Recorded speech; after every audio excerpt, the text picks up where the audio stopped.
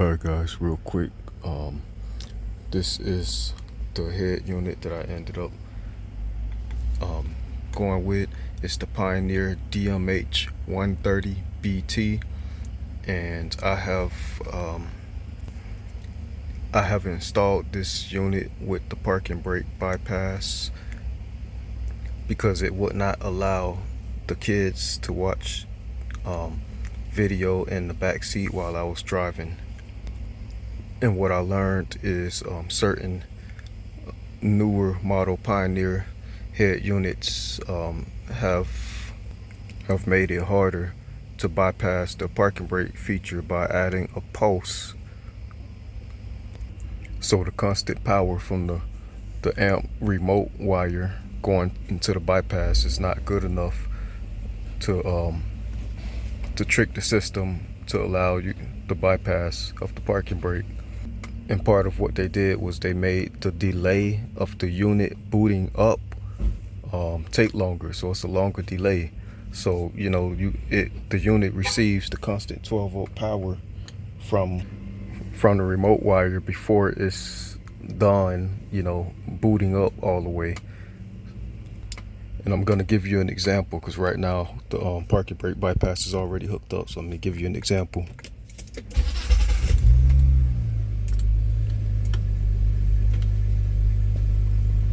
Right, see how long it's taking the unit to boot up, and it's already seen the constant remote wire power source. And you see what it says, fueling front seat source, but at the same time it says the same thing in the third row TV screens and the second row TV screen. So it's not just the driver who's not allowed to view the video, it's all the passengers are also not allowed to view video.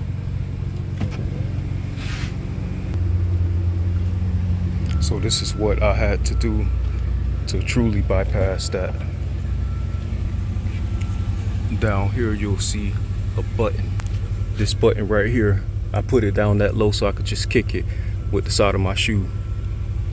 You see right now it's the OK is blacked out. You can't press OK and wait for the system to bypass it because it's still locked out because it didn't see the pulse.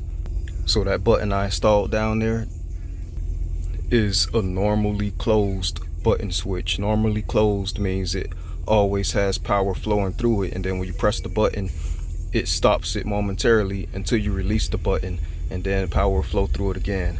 Most buttons that you buy from auto parts stores and stuff are normally open, which means there's no current flowing through them until you push the button, and then when you release the button the current stops again. But normally closed is the opposite. It keeps the current flowing through till you push the button, and it'll like reset the current, and that's what you need. So you see I'm gonna take my shoe and I'm gonna kick the button, and now the OK is unlocked.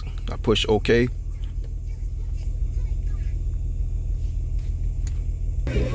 Now my backseat passengers in the second row and in the third row can watch TV while I'm driving.